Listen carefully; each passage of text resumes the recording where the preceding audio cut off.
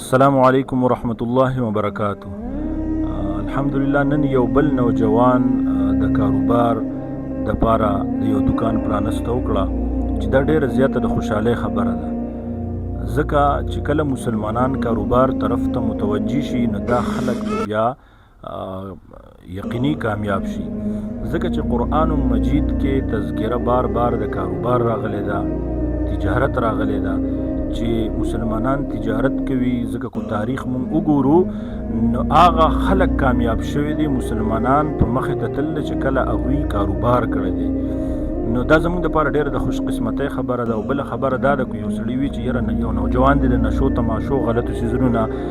چې دی پرامن شي، نو هغه له پکار دي چې هغه د خپل نوجوانانو له د کاروبار پرانسته وکړي، ځکه چې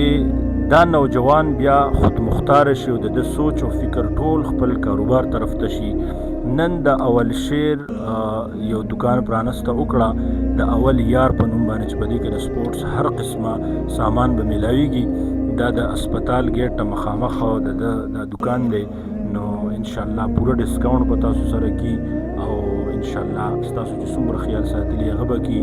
نو داسې ځایانو ته الحمدلله ډېر خوشحالیږو چې دوی مونږ ته ووي نو مونږ دوی له د زړه د کومې نه ځو